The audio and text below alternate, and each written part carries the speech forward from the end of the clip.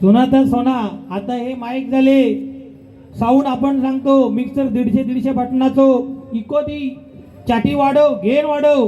पहिले जेव्हा डबल बाऱ्या भजन सम्राट काशीराम परब आणि डबल बाऱ्या करायचे त्यावेळी इको बिको काय नाही हो.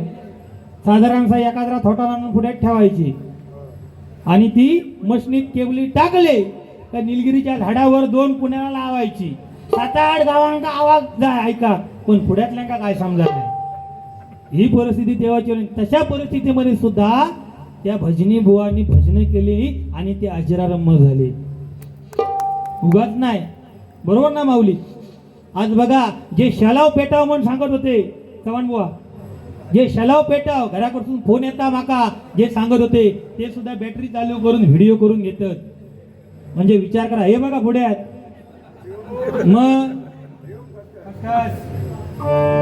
तर माऊली तुमच्यासाठी जे चांगलं आहे ते चांगलंच मिळणार. आज तुम्ही व्हिडिओ शूटिंग करून घेतात, चांगलं सुद्धा ऐकण्याची मानसिकता असली पाहिजे. कांडा मारून आग लावणारे खूपच, आग लावूक वेळ लागणार नाही, पण आग विझव एखाद्या मदत करूक वेळ लागता.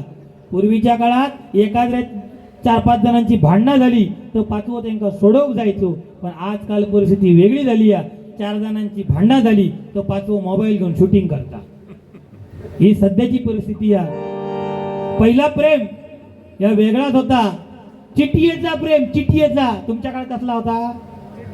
चिठ्ठीचाच होता ना. प्राणप्रिय संध्याकाळी रिकामी असतील तर काची खाली हा 3:30 टाइम काजी भेटा घेतो सो यो दुपारी जाऊन 5 काजी सगळे झाडून मोकळं झालो. एका चिठ्ठी पोचली तर पोचली, नाही तर तो मेलो काढमान. पण आजकाल काजीत पण जावसारखी परिस्थिती नाही, कारण कॅमेरे लावलेले आहेत. ह्यो काय करतात सगळा समाज त्याला. पण पहिला वेगळा होता हो. जुन्या काळात जेवणाच्या पंक्तीच्या पंक्ती बसायचे, पंक्तीच्या पंक्ती जेवणारो एका जागेवर बसायचो. फणसाची भाजी वाढणारो सराटर वाढीत जायचो भाजी. भात ओलो भात पुढे देऊन वाढायचो. परिस्थिती बदलली, सगळा फास्टफूडचा जमाना झालो आणि आता त्या बसण्या पंक्तीच्या जेवणाची जागा बुफेन घेतली. त्याच्यामुळे आता वाढणारो एका जागेवर असता आणि जेवणारे असतात ते भीक मागायसारखी फिरत असतो. भाजी भाजी भाजी भाजी भात भात भात, अरे तो ठेवणार का? ही परिस्थिती सध्याची हा काय बुवा, बरोबर ना? फॅशनचा जमाना आहे. आता आम्ही बघा जॅकेट घालून इलो, पॅन्ट, आता ही बरोबर ना, लेंगा साजरा, जीन्स पॅन्ट, टी शर्ट, कमार 32, पॅन्ट 36. काय करायचं मग सांगा? फॅशन. आणि ते 36ची कमार घालणार आणि एखाद्या भंडाऱ्यात खीर घेऊन चालणार. हे खीर खीर खीर पाठतो म्हणतो, खीर नको, आजपासून वर्ज खीर. ही सध्याची परिस्थिती हा. म्हणून सांगतो, जुना होता ना हा खरोखरच बरा होता. एक मुद्दा बुवानी सांगितला, सुंदर मुद्दा सांगितला बुवानी. जेवढं मनोरंजन तेवढं चांगलं सुद्धा सांगणार. सुंदर मुद्दा बुवांचा.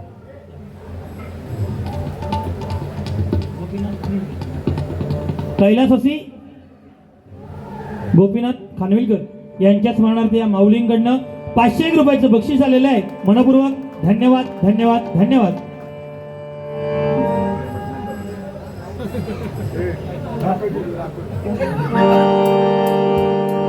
हा, तर एक मुद्दा बुवा तुम्ही जो सांगितला आई वडिलांचा ना, अप्रतिम मुद्दा तुम्ही मांडला. सध्या अशी परिस्थिती चालली आहे की समाजामध्ये किंवा या जगामध्ये वृद्धाश्रमांची संख्या भरमसाठ वाढत चाललेली आहे. म्हणजे आई वडील असतात, मुलगा मुलगी फॉरेनला शिकवतात, IIT मध्ये हा इंजिनियर, हा मुलगा खय इंग्लंड, मुलगी अमेरिका. आणि बापूस म्हातारा झालो का त्यांना बघू का त्यांच्याकडे वेळ नाही. आणि बापूस घरात एक्सपायर झालो काय शेजाऱ्याक समजता 31 दिवसांनी वाश येऊ लागलो काय की घरात काहीतरी गडबड झाली. जेव्हा घर उघडून बघतो तेव्हा समजता घरात कोणतरी एक्सपायर झालो. मला सांगा, एवढं शिकून काय फायदा? पण माझं तर म्हणणं असं आहे, या जगामध्ये 2 व्यक्ती असे आहेत की ज्यांचे आई वडील कधीच वृद्धाश्रमामध्ये पाठवले जात नाही. एक म्हणजे पंढरपूरला जाणारा पंढरीचा वारकरी आणि दुसरा म्हणजे शेती पिकवणारा आपल्या कोकणचा शेतकरी. ही 2 माणसं आपल्या आई वडिलांना वृद्धाश्रमामध्ये कधीच पाठवत नाही. पटलं तर जोरदार टाळ्या झाल्या पाहिजे. एक वेळ उपाशी राहील पण वृद्धाश्रमात नाही.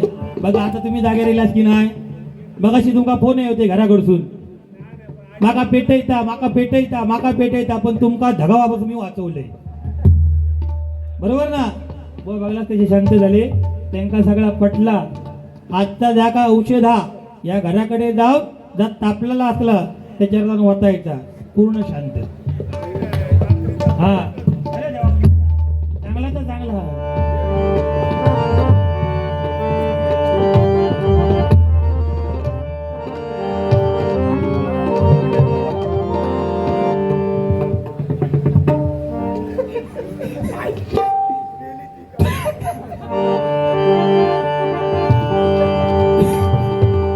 म्हणजे एखाद्या शब्दाचो म्हणजे विपर्यास कसं करू तो, ह्याच कोणाकडनं शिकायचा तर चव्हाण बुवांकडनं. म्हणजे एक नंबर त्याच्यात म्हणजे आयता थय कसा करायचा.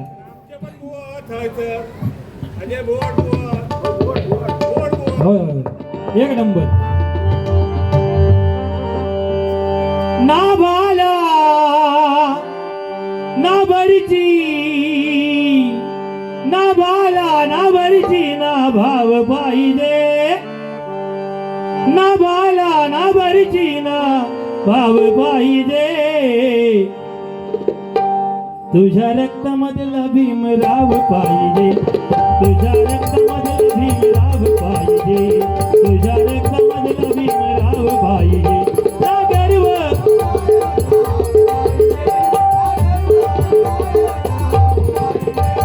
परमेश्वरा चरणी भक्तिभाव पाहिजे.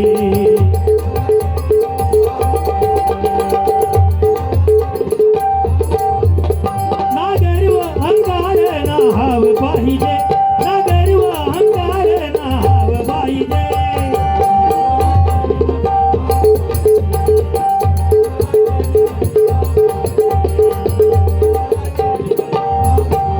परमेश्वर काय मागतो तो पैसा अडका काय मागत नाही, फक्त शुद्ध भक्तिभाव मागतो, बाकी काही नको. हे गाणं ज्याने आपल्या भारताचं संविधान लिहिलं, डॉक्टर बाबासाहेब आंबेडकर. ना भाला ना बरची, ना भाव पाहिजे. तुझ्या रक्तामधला भीमराव पाहिजे. डॉक्टर भीमराव आंबेडकर ज्यांनी संविधान लिहिलं हो, कलमाने सगळं केलं.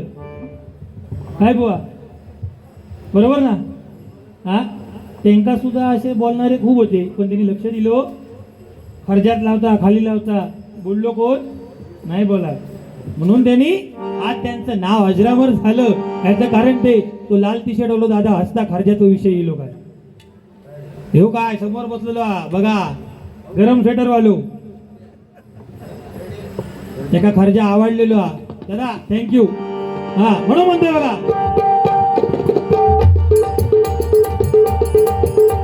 रामकृष्ण हरी मंत्र दिला साधू संतांनी, कालविला वसा त्यांचा थोर पंजरत नारी.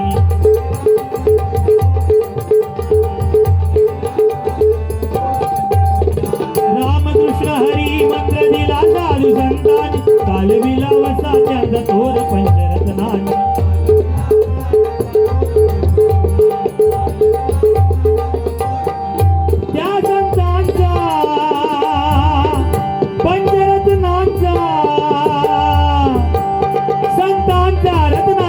सामनी पाहिजे.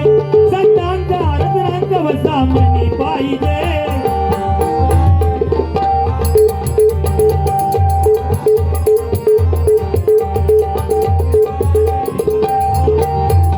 ना गर्व अहंकार नाव पाहिजे. ना गर्व अहंकार नाव पाहिजे.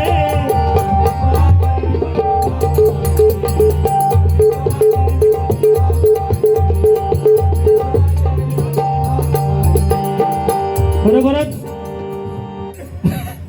आज टाळ्या वाजवा एका व्यक्तीसाठी.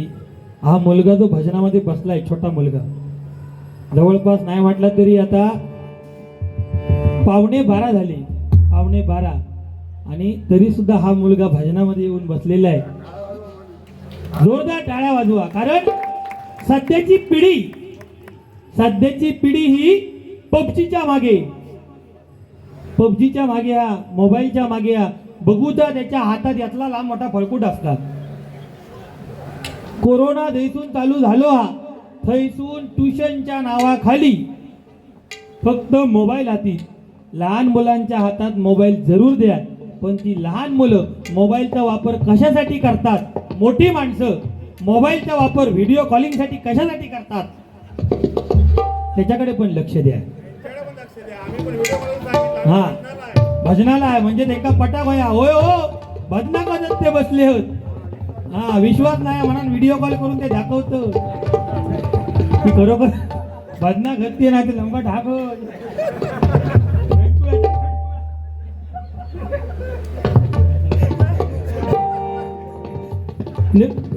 किती काय असलं ना तरी विश्वास नसतं ह्या गोष्टी म्हणजे खय आणि खय ना.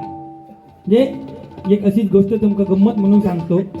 एकदा बुवा तुमका आता माहितीच असाल सगळा एक नवरा बायको आणि त्यांना एक बारको पोरगो होतो आणि दोघांचा एकामेकावर जाम प्रेम भयंकर प्रेम. आणि एक दिवशी तिची बायको जी होती ती खय मायराक गेली आणि हो आपलं बापडो घराकडे आणि ते पोरगो घराकडे दोघा जण घराकडे.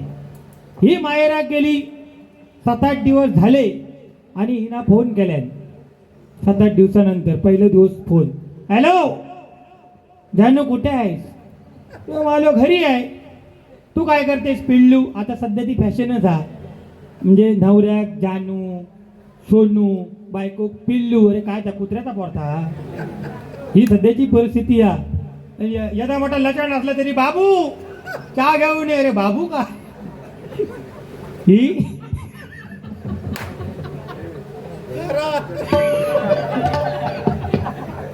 बाबू आता बघ त्यांना पट्ट सगळं सोना. तर